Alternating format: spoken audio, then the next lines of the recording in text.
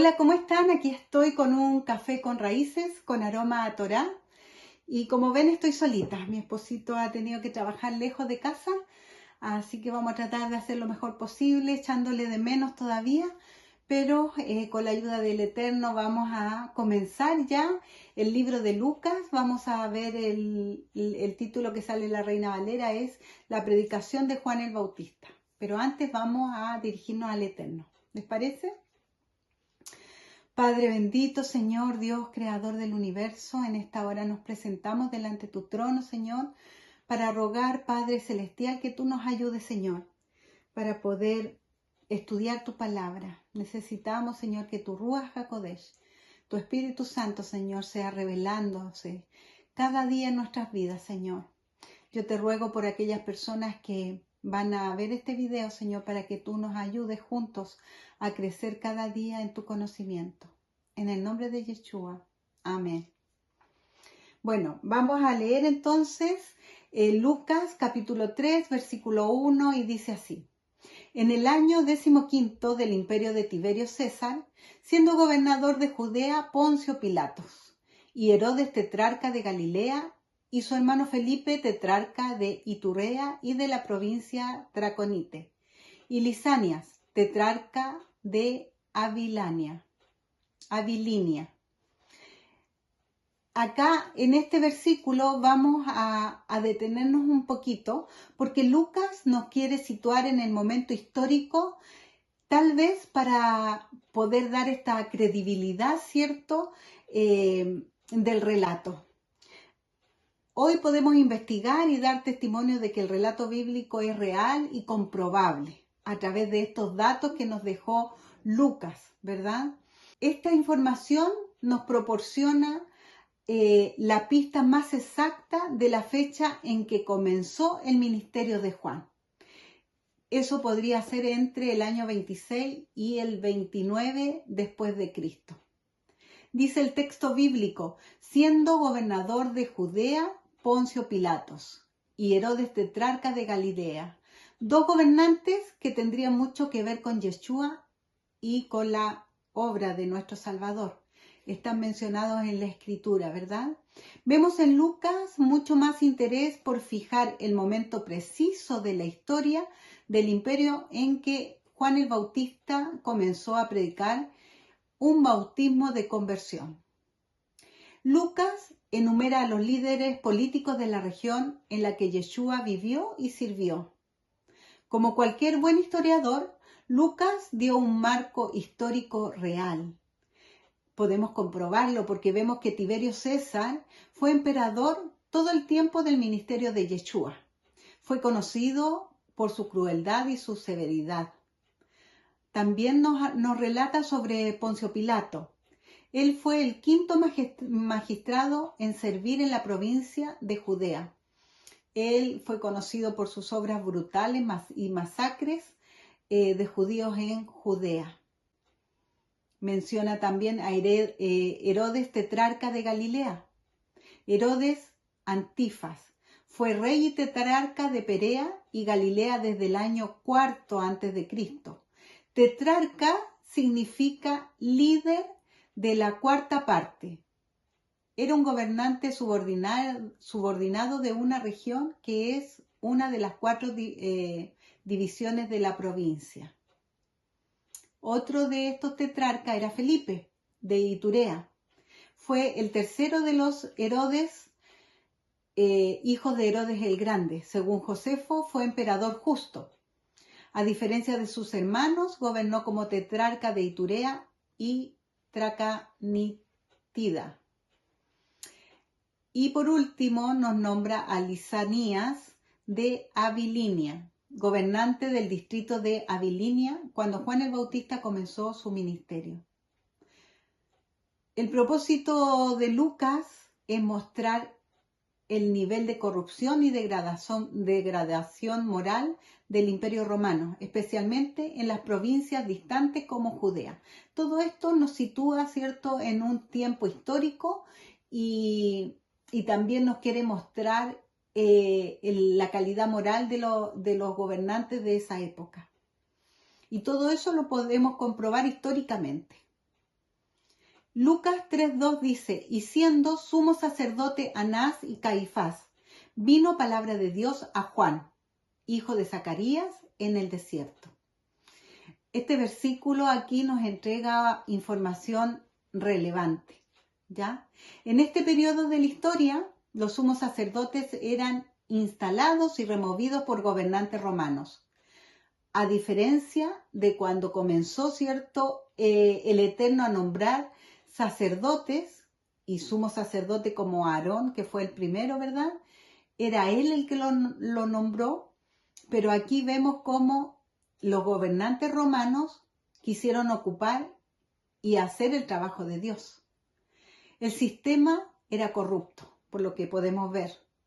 Aunque no se registra en la Biblia, la tradición es que los romanos habían destituido a Anás y nombrado a Caifás, su yerno, en su lugar. Es por esto que el versículo de Lucas nombra que habían dos sumos sacerdotes. Así como dice, acá dice, y siendo sumos sacerdotes, Anás y Caifás. Esto no era normal para la época ni para el pueblo escogido por Dios.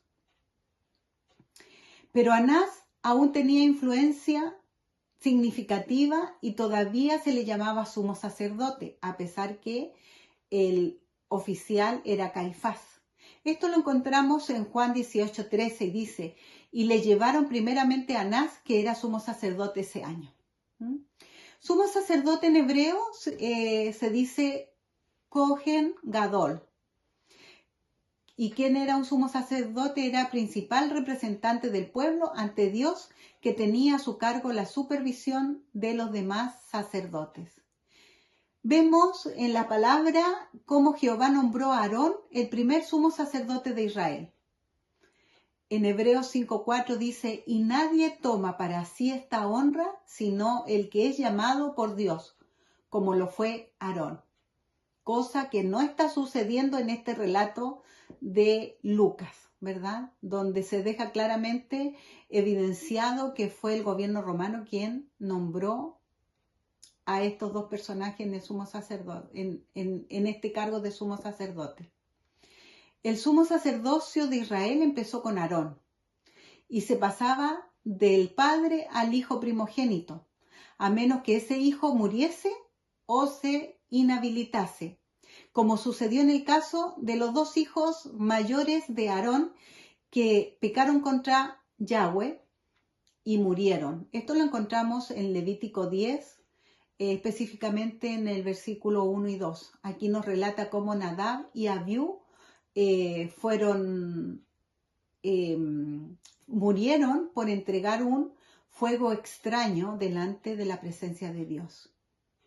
Y el rey Salomón depuso a un sumo sacerdote en cumplimiento de la profecía divina y colocó en su lugar a otro hombre cualificado en la línea de Aarón. No como está evidenciando Lucas, ¿cierto? Que fue una elección corrupta, sino que acá fue destituido por una razón muy especial a un sumo sacerdote, pero Salomón colocó a otro sumo sacerdote que sí estaba habilitado. Este relato lo encontramos en Primera de Reyes, capítulo 2, donde Abiatar apoyó a Adonías, hermano de Salomón, en su intento de usurpar el trono. Sabemos que Dios escogió a Salomón, pero su hermano quiso apresurarse para él autonombrarse rey, y por esta razón, y este sumo sacerdote apoyó a Adonías, y por esta razón Salomón lo destituyó de su cargo. Bueno, más adelante, cuando la nación estaba bajo el dominio gentil, los gobernantes gentiles destituían y nombraban sumos sacerdotes a su voluntad. Sin embargo, parece ser que a lo largo de toda la historia de la nación, hasta la destrucción de Jerusalén en el año 70 de la era común, los sumos sacerdotes fueron descendientes de Aarón en su mayoría, con pocas excepciones, como por ejemplo Menelao, llamado también Onías.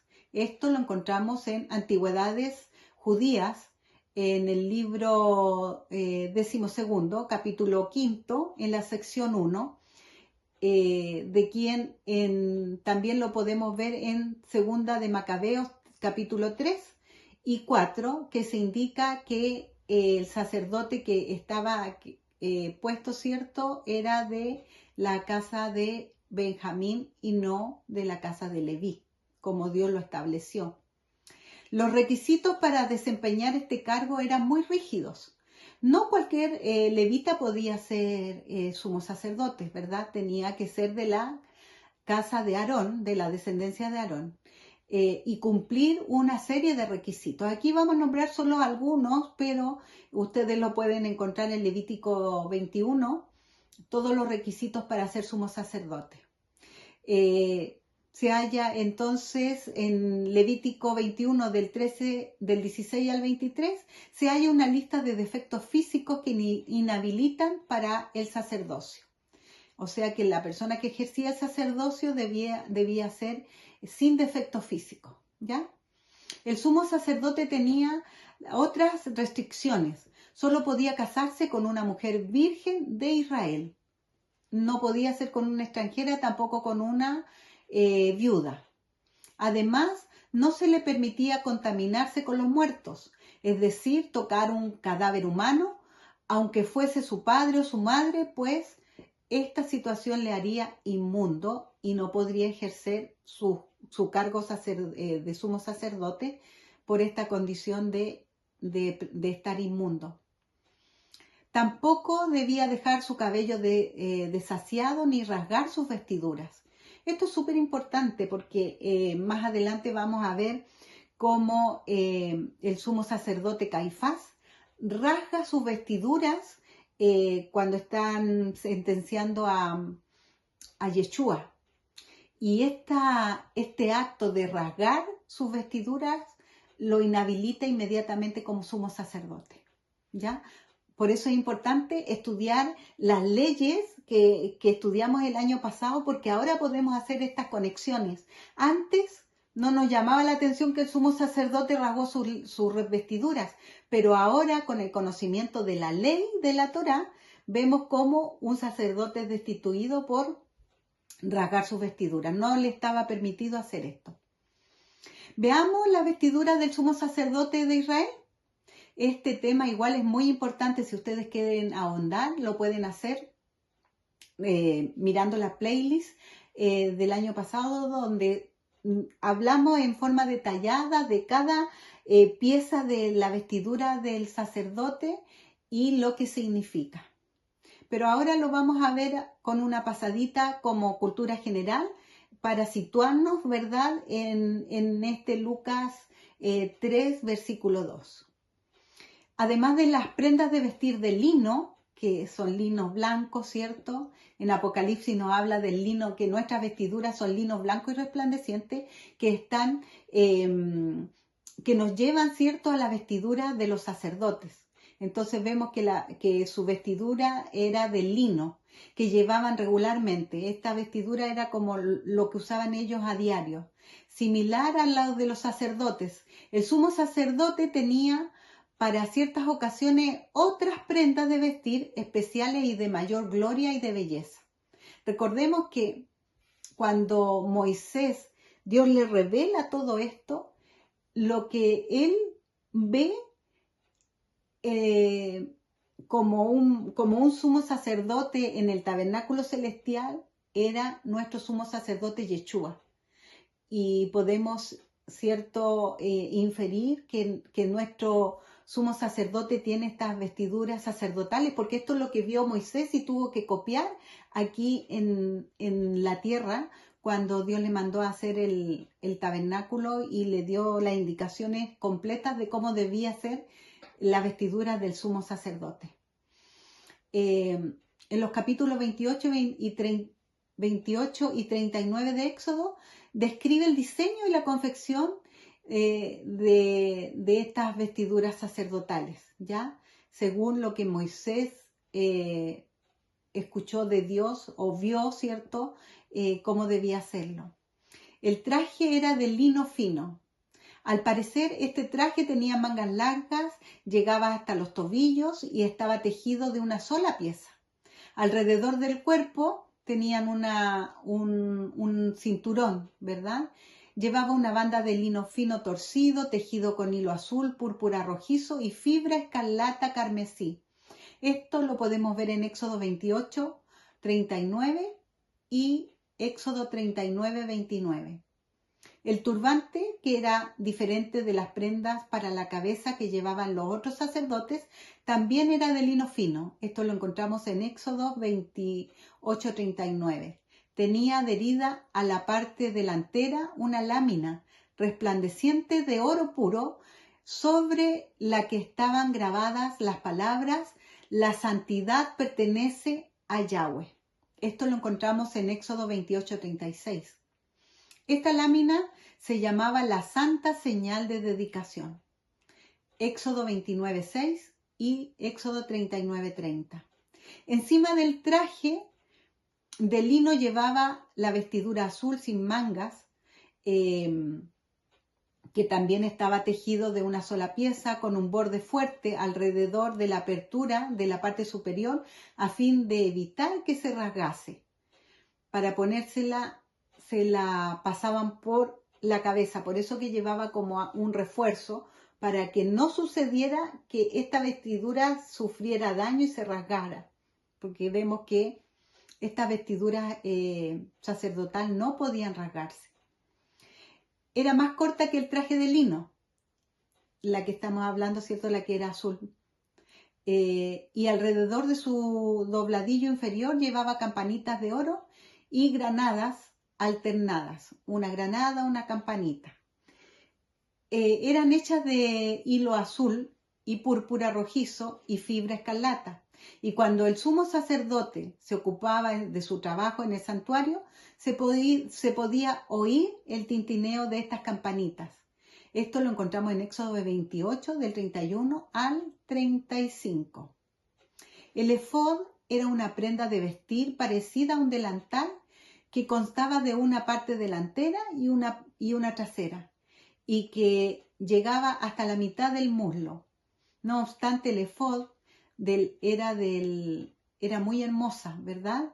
Y era una indumentaria de los sumos sacerdotes, y era con un bordado especial. Estaba hecho de lino torcido, con lana teñida de púrpura rojiza y fibra escarlata carmesí e hilos de oro. Para hacerlo batían el oro en hojas delgadas y después las cortaban de una manera muy fina y eso lo entretejían con los otros hilos que nombramos recién. Esto lo encontramos en Éxodo 39, 2 y 3.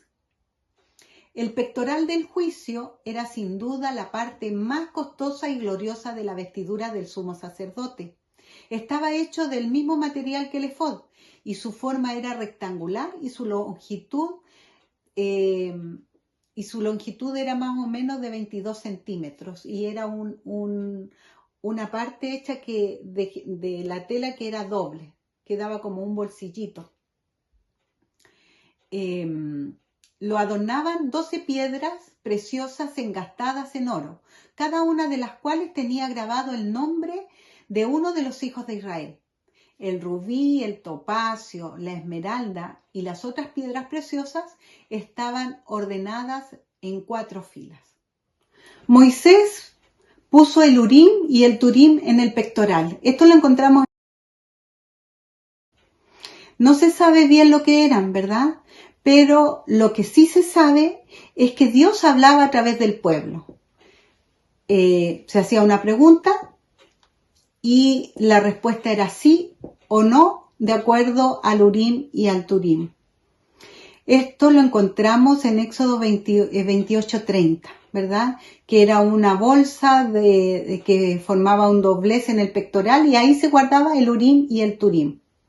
El sumo sacerdote llevaba estas hermosas vestiduras cuando se acercaba a Yahweh para inquirir sobre algún asunto importante. Esto lo vemos en Números 27, 21 y Jueces 1:1, Jueces 20, versículo 18 y en adelante. Es interesante revisar un poco las vestiduras sacerdotales. Porque contaba de una gran hermosura y como les decía, cada parte tiene su significado y cada parte nos conecta con nuestro Salvador, que es lo más importante. Vemos en Lucas mucho interés en fijar el momento preciso de la historia. El imperio, por los personajes que estaba gobernado, ¿cierto? Y Juan el Bautista, en medio de toda esta situación complicada, él empezó a predicar sobre el bautismo de la conversión. Lucas quiere establecer que en este mismo tiempo, un tanto inusual en la dirección del templo también, esto nos quiere dejar ver el nivel de corrupción que había tanto a nivel político como a nivel religioso. En este escenario, Juan recibió su llamado, con este momento tan difícil histórico. Los sacerdotes sabemos que son los mediadores entre Dios y el hombre para sanar una relación que estaba rota a causa del pecado, el pecado de Adán, ¿verdad? Debemos considerar que Juan el Bautista era hijo de Zacarías, como ya lo habíamos estudiado. Y Juan proviene de una familia sacerdotal. Le correspondía en forma legal el sacerdocio, pero vemos que él no estaba ejerciendo el sacerdocio porque el sacerdocio en ese tiempo era corrupto. Y Lucas enfatiza, dice, vino palabra de Dios, vino el rema, ¿verdad? El rema de Dios sobre Juan en el desierto. ¿Por qué no vino la palabra de Dios sobre Anás o sobre Caifás? Porque Dios no los reconoció como sacerdotes. Sin embargo, Lucas deja ver claramente que vino palabra de Dios sobre Juan, sobre el que debía estar ejerciendo el sacerdocio en medio del pueblo. Y dice, da otro dato importante, que vino en el desierto. El desierto es un lugar donde la vida no se sostiene naturalmente. Recordemos que Dios llevó al pueblo al desierto con un propósito, para enseñarles a confiar en Él, a depender de Él. Porque en el desierto no hay un sustento que te dé una seguridad. Ahí tenían que vivir por fe. Entonces, como dijimos, la palabra de Dios no vino sobre Anás y no vino sobre Caifás, sino vino la palabra de Dios sobre Juan, quien Dios a él sí lo reconoce como sacerdote. Esto queda más que claro y esto quiso destacar Lucas en ese versículo. Ahora vamos a ver Lucas 3:3. Dice, y él fue por toda la región contigua al Jordán, predicando el bautismo del arrepentimiento para perdón de pecados. El significado de Jordán en el idioma hebreo es muy importante. El Jordán viene del hebreo yardén y significa el que desciende o el que fluye hacia abajo. Esto nos habla de descender, nos habla de humildad. Juan debe ser humilde para confiar en Dios y depender totalmente del Eterno. ¿Qué más podemos decir del río Jordán? El río Jordán es un río importante en la Biblia y en la historia de Israel. Es mencionada varias veces en el Antiguo Testamento también. El río fluye de las alturas del Golán hacia el Mar Muerto, el punto más bajo de la tierra.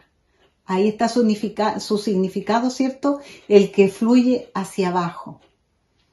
Es un lugar sagrado para muchos, ya que fue donde Jesús fue bautizado por Juan el Bautista. El río Jordán tiene un gran simbolismo en la Biblia. ¿Qué representa? Representa la transición de la vida terrenal a la vida eterna. Cruzar el Jordán simboliza la entrada a una nueva vida, libre del pecado. Vemos que el pueblo de Israel, cuando va a entrar a la tierra prometida, debe primero cruzar el río Jordán. ¿Por qué? Porque ahí están simbolizando que están dejando atrás la vida de esclavitud y van a comenzar una nueva vida con las promesas que Dios había entregado al pueblo. También representa la purificación. El bautismo en el Jordán simboliza la purificación del alma y la limpieza del pecado. Y también representa la conexión con Dios. El río es un lugar sagrado donde los fieles pueden renovar su fe y acercarse a Dios. El río Jordán se menciona muchas veces en la Biblia desde el Antiguo Testamento hasta el Nuevo Testamento. Algunos de los momentos más importantes incluyen la historia de la conquista de Canaán. Los israelitas cruzaron el Jordán para entrar a la tierra prometida. El bautismo de Jesús. Jesús fue bautizado en el Jordán por Juan el Bautista. El viaje de Eliseo. El profeta Eliseo cruzó el Jordán con su manto para sanar a un hombre. Y así hay muchos ejemplos en la palabra de Dios. El Jordán es un lugar de gran importancia simbólica en la historia y en la tradición religiosa judía y cristiana. Es un río que fluye hacia abajo, como ya lo dijimos, un lugar de purificación y renovación, y un símbolo de la esperanza de una nueva vida. ¿Y qué estaba haciendo Juan el Bautista en ese lugar? Dice que Juan predicaba el bautismo de arrepentimiento. ¿Qué es arrepentirse? Es regresar a Dios, regresar a su instrucción, regresar a sus mandamientos. Recordemos que en este momento histórico el pueblo de Israel, como muchas veces, se apartaba del Eterno y se apartaba de la instrucción que le había dado a Moisés. Y Juan el Bautista estaba haciendo justamente esto, que el pueblo se arrepintiera de no seguir las instrucciones del Eterno, de no guardar la Torá, de no hacer caso a los mandamientos de Dios, y él los instaba a que se arrepintieran. Y este era la prédica que hacía Juan el Bautista en el río Jordán, de arrepentimiento de sus pecados, porque así como lo dice en Primera de Juan, ¿cierto? En el capítulo 3, podemos decir que ahí dice que pecado es la transgresión a los mandamientos. Y esto era justamente lo que estaba haciendo Juan predicando en el río Jordán, para que la gente volviera a cumplir los mandamientos, como Dios lo había establecido a través de Moisés. Y por otro lado, la palabra bautismo viene del hebreo baptizo, y que quiere decir en hebreo tevilat. Perdón, baptizo es en griego y en hebreo es tevilá, ¿ya? La palabra tevilá significa purificación por agua. Lo que nosotros hicimos cuando llegamos a los pies de Cristo fue una tevilá, porque hicimos una purificación por agua, ¿cierto? Por inmersión. Y es un mandato que viene desde la Torá, no es algo nuevo en el Nuevo Testamento. Y fue una instrucción dada por Dios a Moisés. Lo interesante del bautismo que hacía Juan el Bautista, que esto lo podemos comprobar en las tradiciones judías, que antes de ser una tradición judía, ¿cierto? Cuando estaban las 12 tribus, era común que todo el pueblo, las 12 tribus, practicaban esta tevilá. Este bautismo era un bautismo por inmersión, pero ellos se hacían la inmersión agachándose en posición fetal. Era un bautismo que uno hacía solo.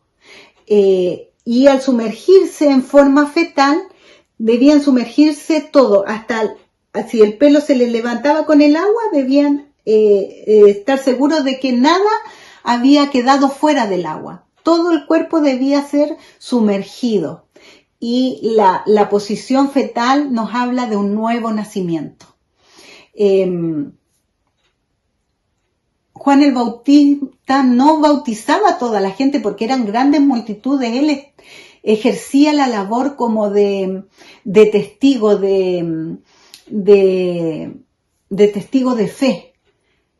Y él ratificaba así que la gente estaba cumpliendo este mandamiento, ¿verdad?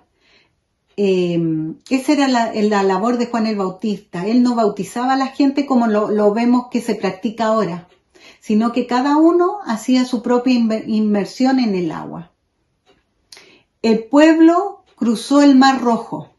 Pablo dice en Corintios que fueron bautizados también. Todo el pueblo de Israel, cuando salió de Egipto, fueron bautizados en el Mar Rojo. Así lo dice en 1 Corintios 10:2. Dice, todos ellos, en unión con Moisés, fueron bautizados en la nube y en el mar.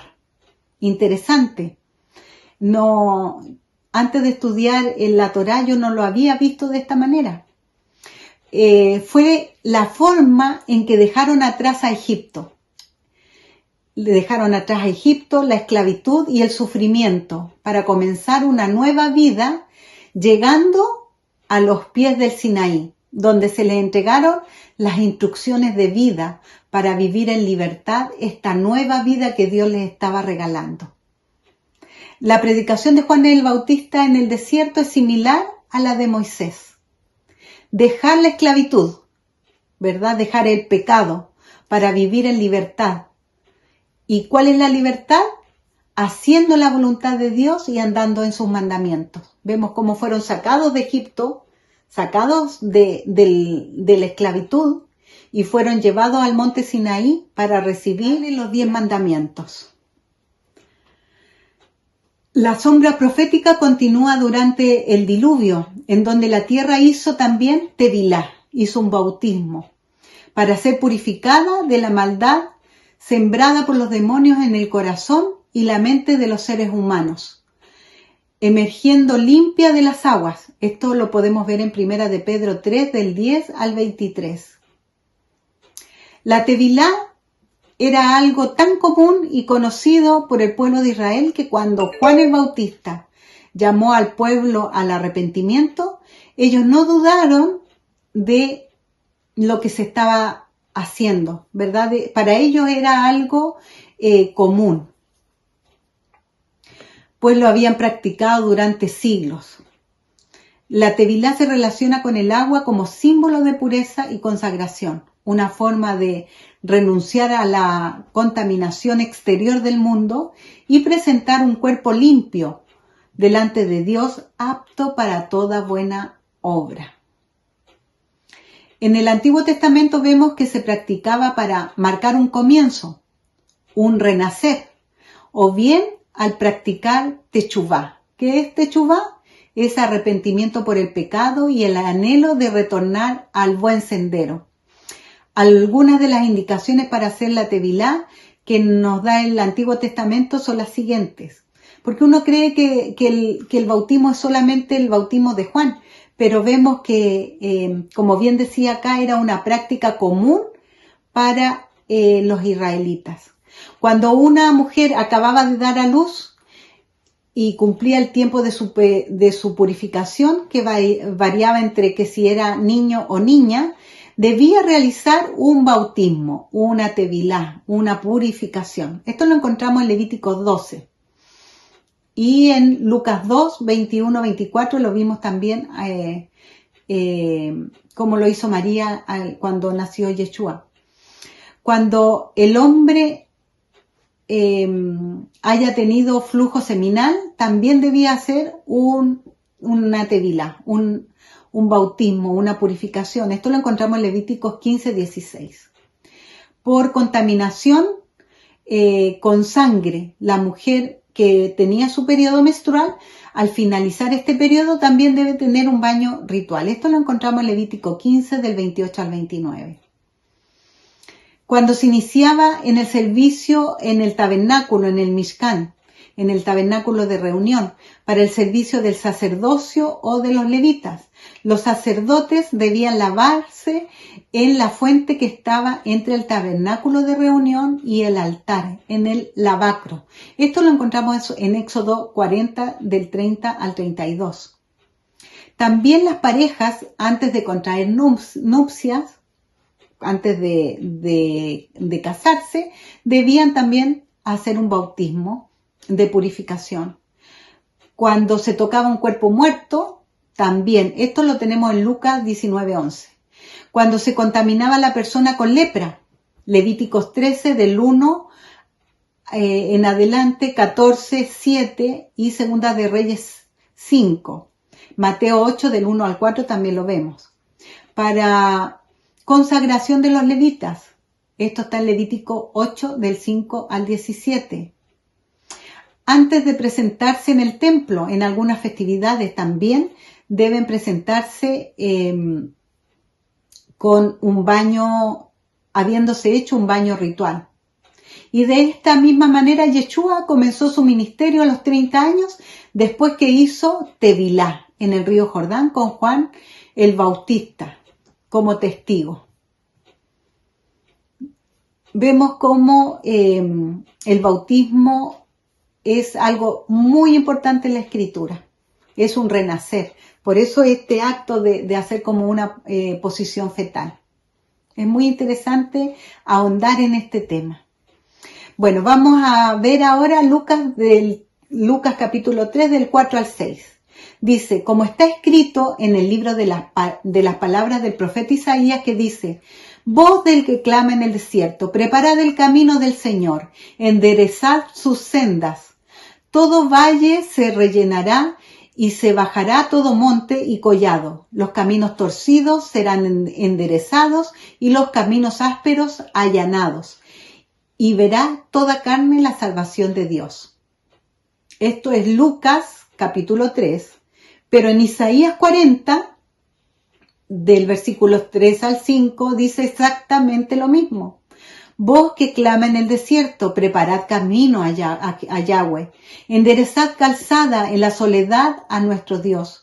Todo valle sea alzado y bájese todo monte y collado, y lo torcido se enderece, y lo áspero se allane, y se manifestará la gloria de Jehová, y toda carne juntamente la verá, porque la boca de Yahweh ha hablado.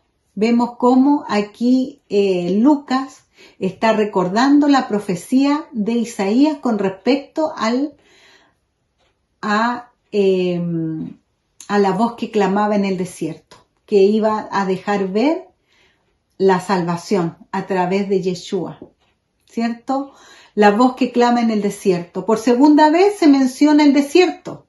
Ya vimos que es un lugar de dependencia y continúa preparando el camino del Señor. También clamando en el desierto. Eso es lo más importante de la vida de Juan, ¿verdad? Que él vino con esa misión. Él no vino sino a hacer esta voz que clamaba en el desierto, para allanar el camino del Mesías que venía después de él.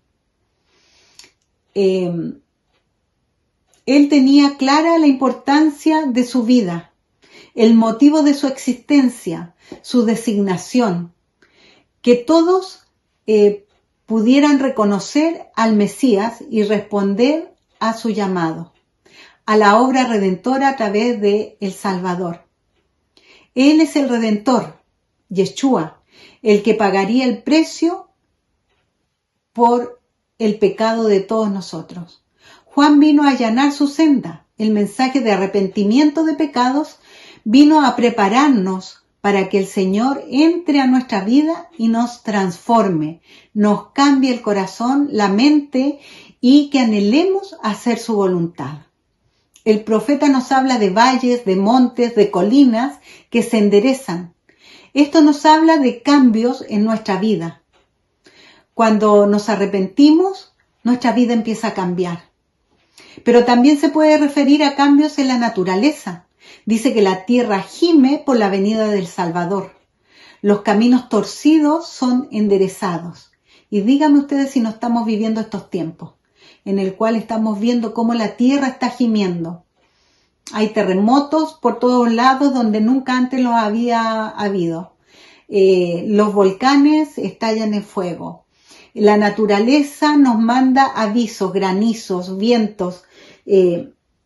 Si bien es cierto, siempre han acontecido estas cosas, ahora vemos cómo estos dolores de parto, todas estas situaciones están siendo más acortados los tiempos. Al igual que una mujer cuando empieza con los dolores de parto, primero es esporádico, pero ya después cada vez empiezan a ser más estrechos en el tiempo. lo mismo estamos viviendo hoy en día. Y dice, y verá toda carne la salvación de Dios. Verá toda carne a Yeshua. Toda la humanidad lo verá. Verá la salvación, la victoria de Yeshua. Esas son las buenas nuevas. Ese es el evangelión. Por eso su nombre Yeshua significa salvación y nos da vida eterna. Hasta aquí vamos a quedar con el capítulo 3 de Lucas. Vemos que es importante mencionar algunos detalles para poder ir relacionando y situándonos en el tiempo histórico, en el tiempo religioso, poder ahondar un poquito más en las labores sacerdotales y poder percibir que estos sacerdotes que habían sido nombrados por Roma, Dios no los reconoció, sino que fue y habló palabra de Dios al que él sí reconocía, al que él había elegido para preparar el camino del Salvador, a Juan el Bautista. Y aquí vemos cómo él empieza a predicar un bautismo de arrepentimiento para que este pueblo rebelde, tosudo, vuelva a los mandamientos. Y es lo mismo que el Señor está haciendo hoy en día. Nos está llamando, nos está despertando para que nosotros volvamos a los mandamientos. Porque así lo estableció Dios para su pueblo. Y si nosotros decimos ser pueblo de Él, debemos volver a los mandamientos. Así lo dice Pedro, ¿cierto? Vosotros sois pueblo escogido de Dios. Así que volvamos, no nos resistamos más a ser obedientes a la palabra del Eterno. Que el Señor les bendiga y aquí seguimos con un café con raíces, con aroma a Torá, para seguir en el capítulo 3 la próxima semana. Bendiciones.